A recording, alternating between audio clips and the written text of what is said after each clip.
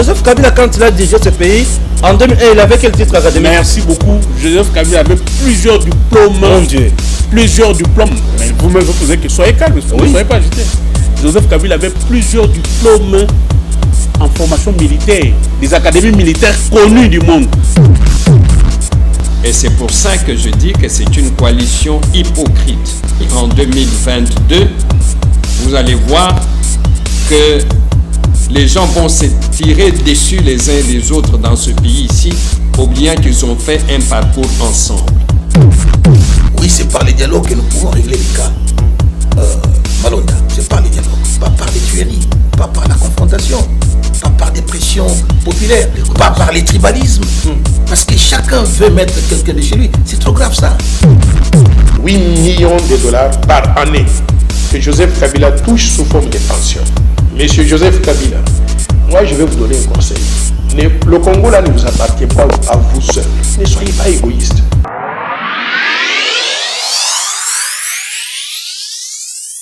Merci à vous tous qui nous suivez de partout, chers compatriotes. Bienvenue dans votre émission Tango Kuki.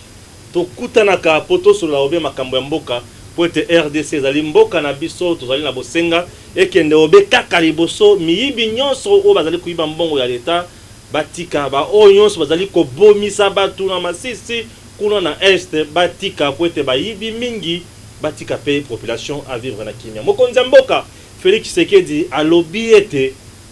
mikolo koya akovanda na ngambo ya Goma po na kosilisa buzoba nyonso wana azalaka na bato na kimia nyonso basololaka makambo baye bazwaka information wana eloko ya liposo eloko ya mibale mokonzi mboka Félix Tshisekedi asali musala oyo elongobani awa toli koloba boye na église catholique ambongo alobi soki ozali croyant catholique te papa okutangisa epai na bango kuna te alobi malamu to alobi mabe kambo ya mibale likambo ya misato bato bali koloba babengana Robert na RDC ezali kanda to ezali kaka makanisi malamu bandeko balanzi tosangani po tosolola po ete tokende liboso po ete tango ekoki nayamba mwana mboka Bruno Mibenga mbote mwana mboka mbote mingi ndeko journaliste mbote na bakongolais bisika nyonso ezwami bino kimia ezali na base kimia ezali mokonzi mboka azalaki na ngambu ya est asali mama na discours alobi na batu ke akovanda na batu ya est mikolo koya alobaka ke akosala quartier général kuna ya armée atikala kosala ngote lelo lisusu alobi ke akovanda na bango kuna ezaka discours kaka ya loisir kosepelisa batu to ezali makambo akokokisa penza ya solo ndeko. Bon, merci mingi de Stéphane pour la mutuna. Omoni iloko to senga la président de la République. Babiloko misusu eza ya kopesa promesse. Parce que soto bito zonga na discours ya propagande pour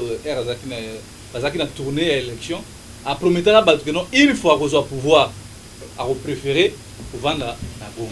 Mais lelo lisusu on suppose que non depuis a vu pouvoir naï. Autre chose que la deuxième année à président Félix.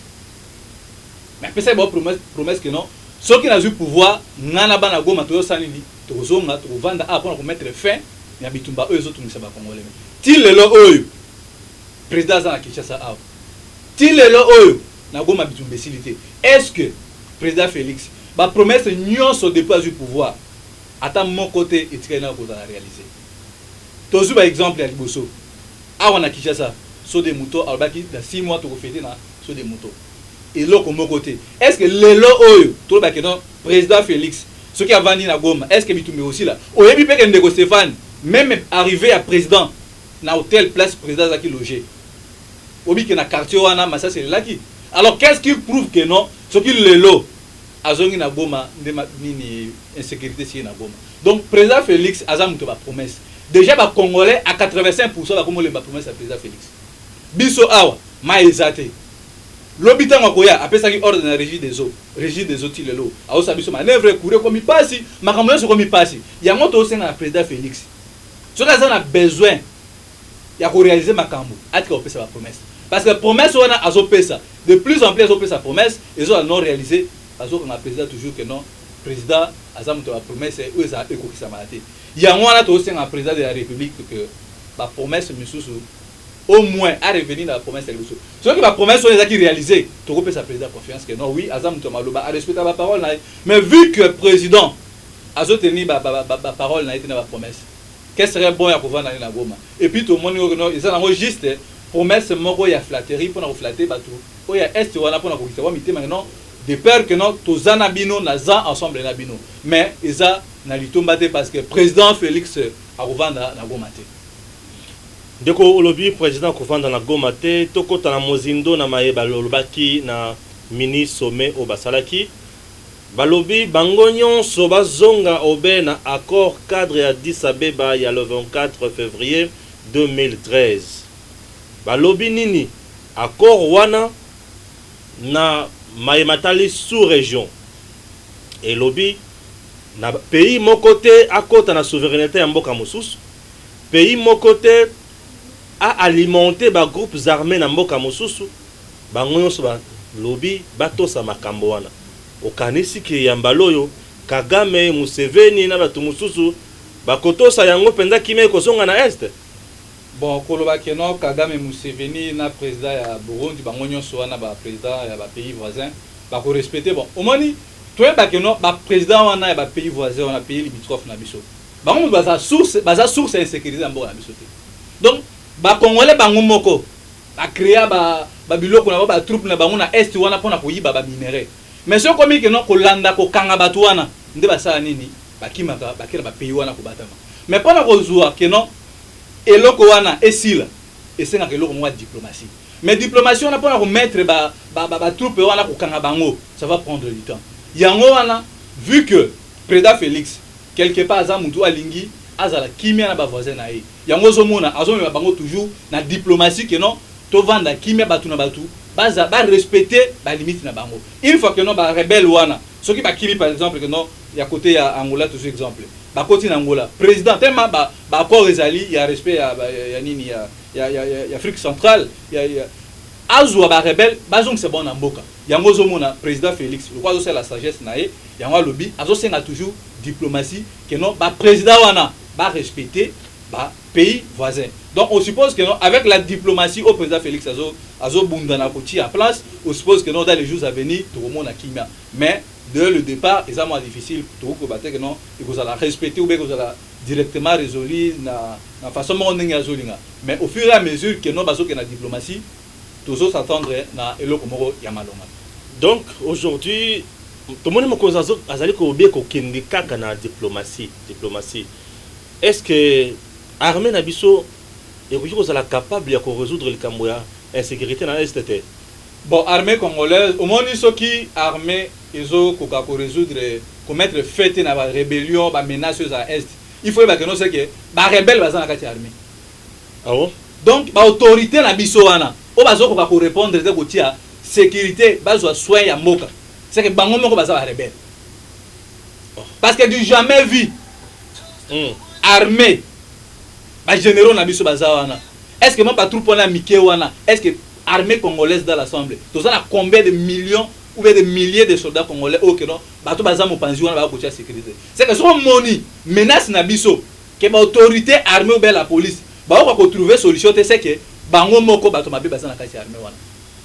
Et le but est que non armée congolaise ngini ni ba munitions ba matériel équipement normal que non ba ko tellement lelo pour na ko mettre fin à biloko wana.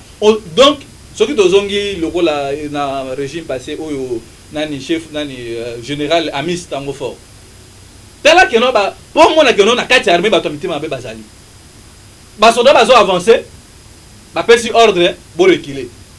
siko wana to ba que non ba ennemi o baza kuna ndé muto zo pesa ordre. Donc na kati armée congolaise ndeko Stéphane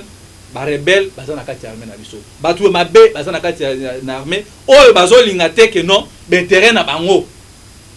ebunga yango zo mona bazo créer ka ba trouble na nyonso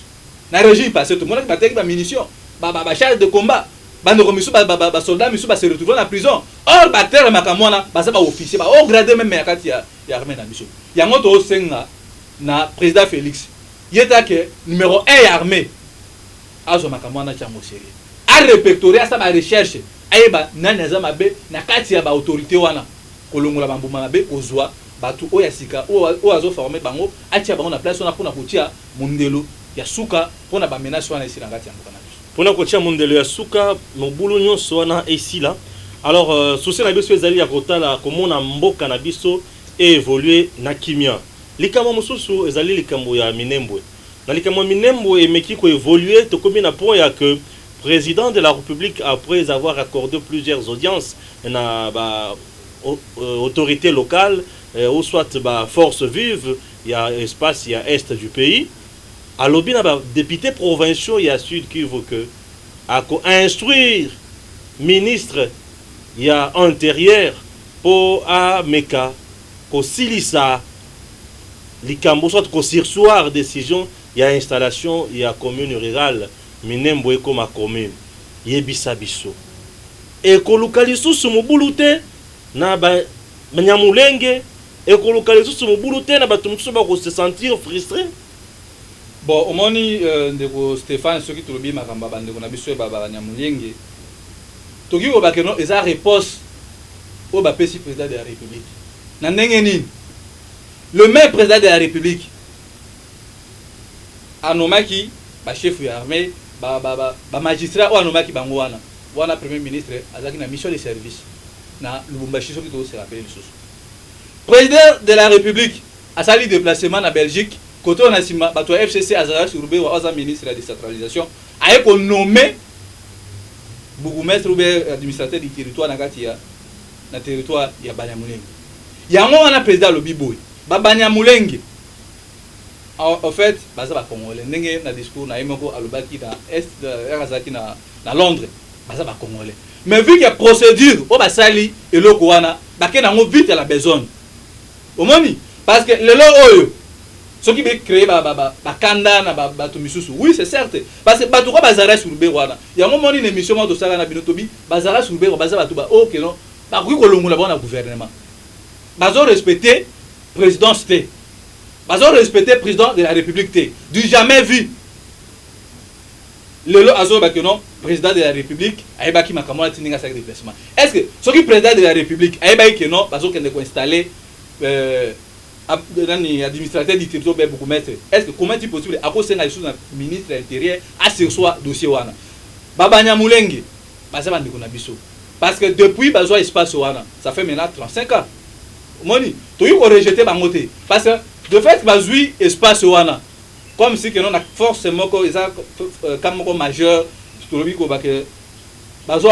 octroyer bango nationalité congolaise. Mais nationalité congolaise bazo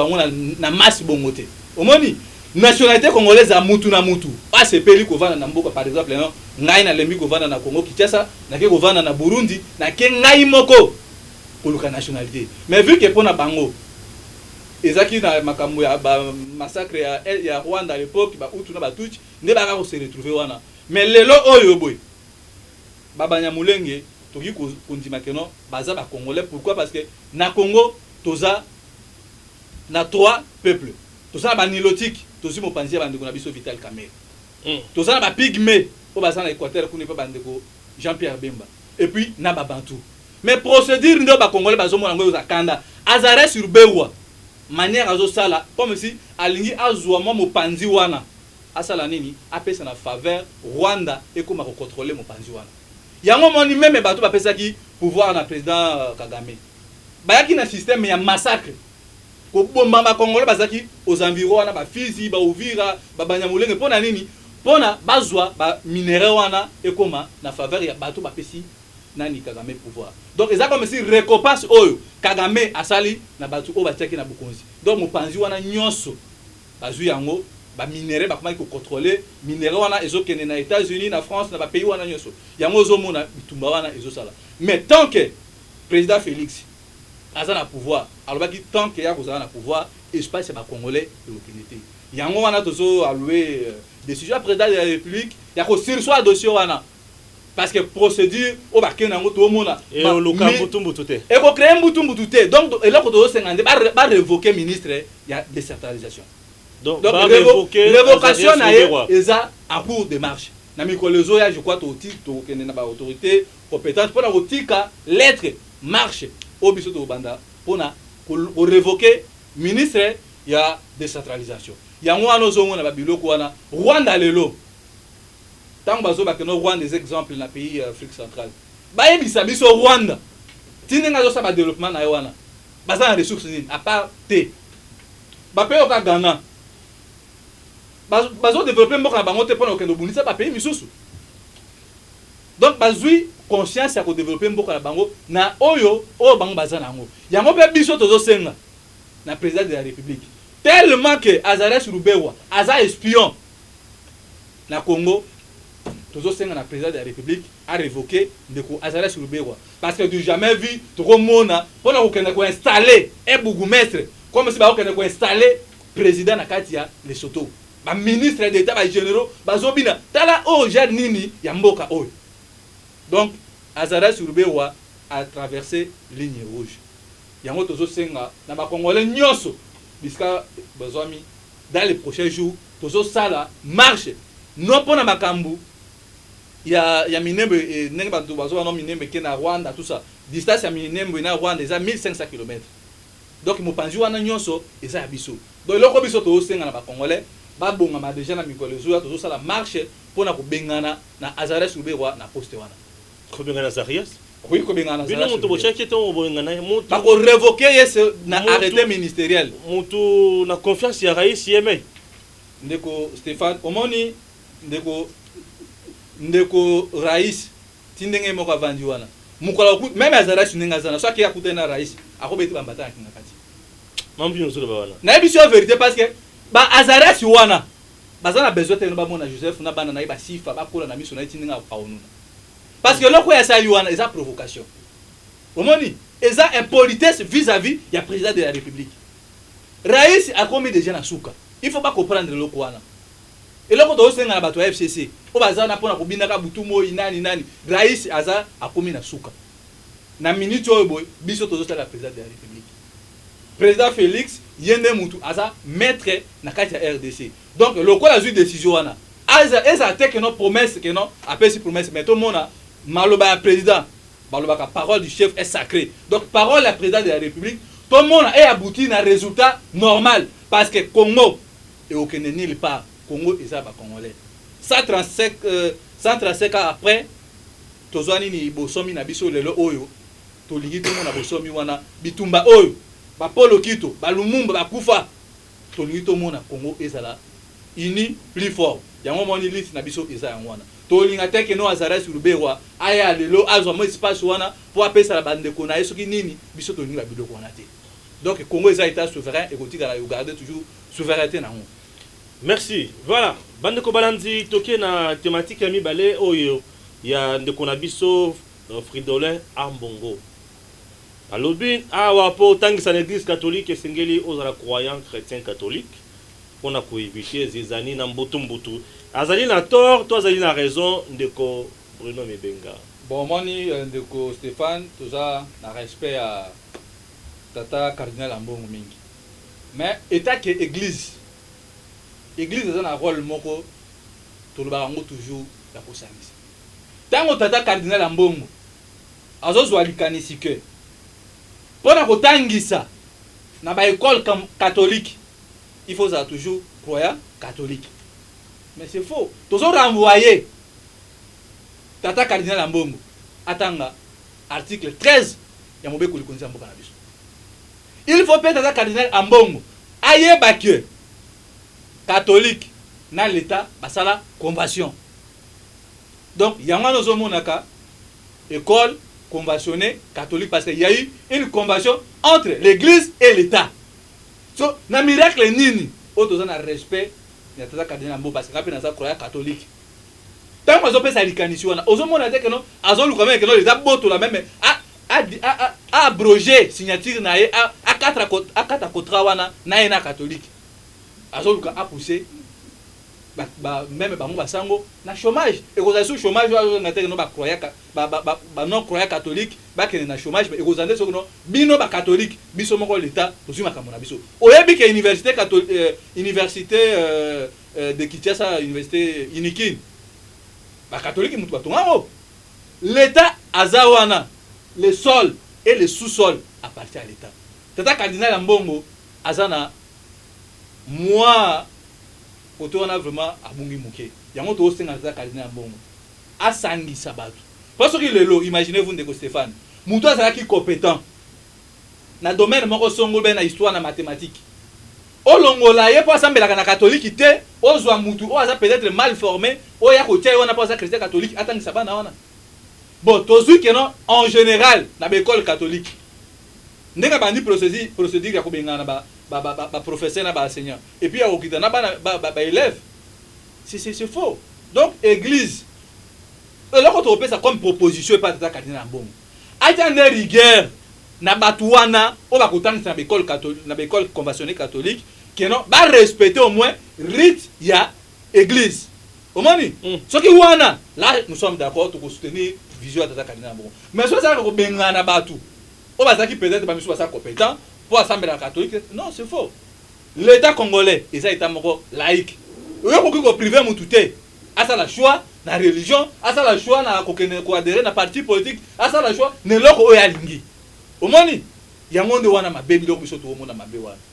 tata cardinal mbongo atanga article 13 ya mobe ko likonza mboka na biso ako comprendre que non eloko azolinga asa aosala wana ekosangisa batu te eko créer siko division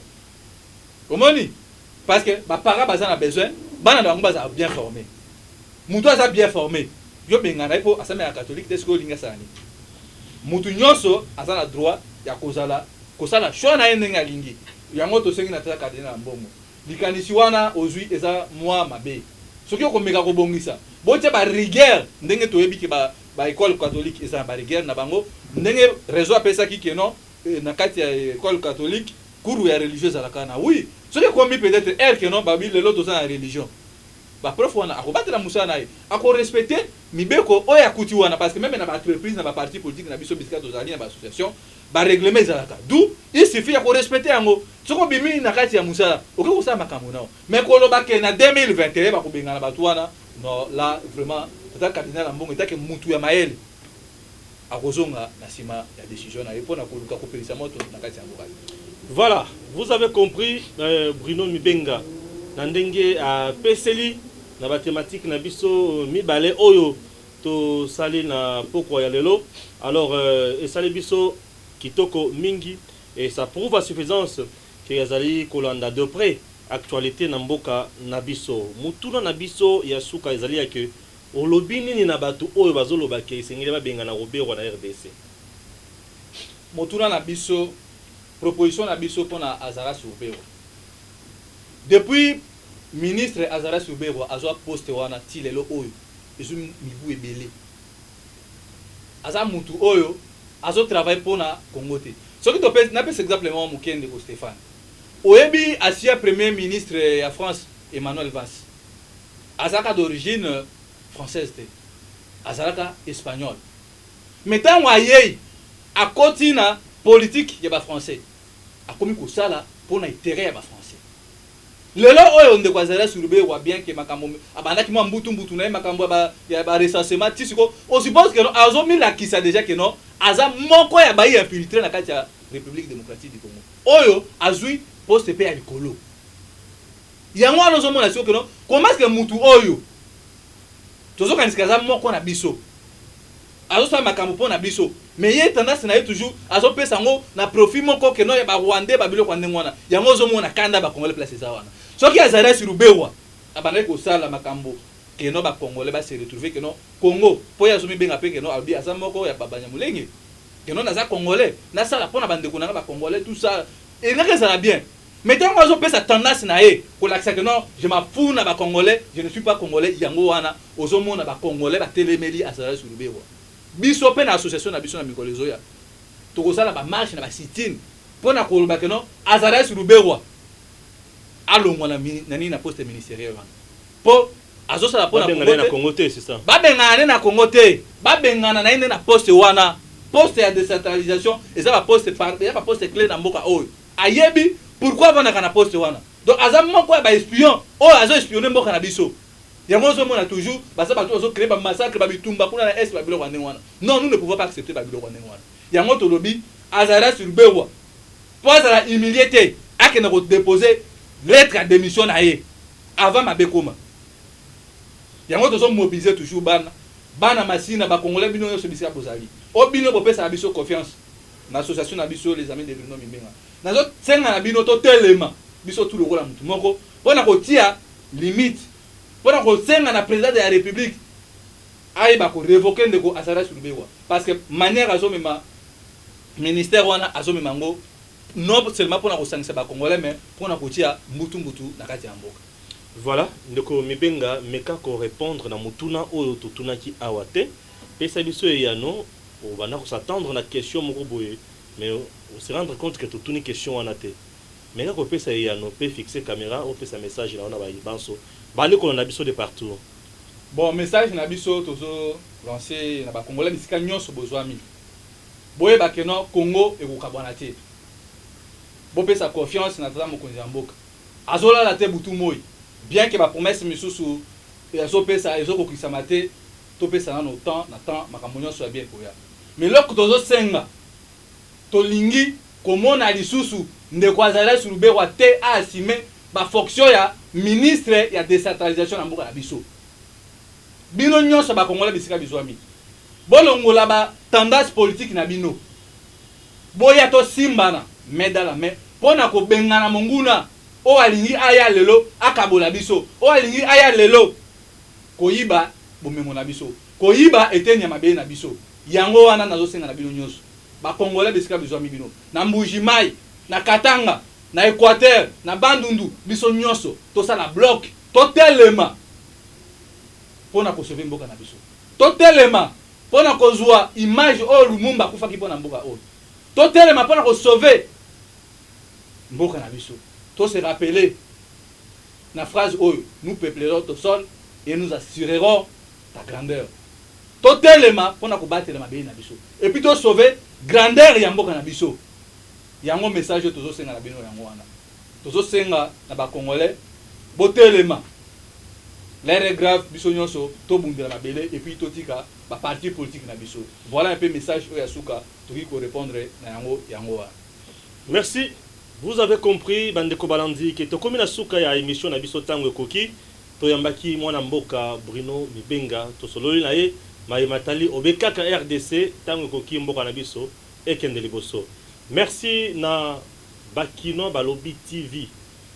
Obeti na YouTube Bakinois Balobi TV. Ezali chaîne ya télévision lisusu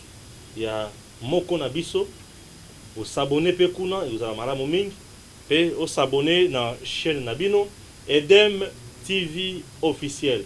Que Dieu bénisse la République démocratique du Congo et à très bientôt.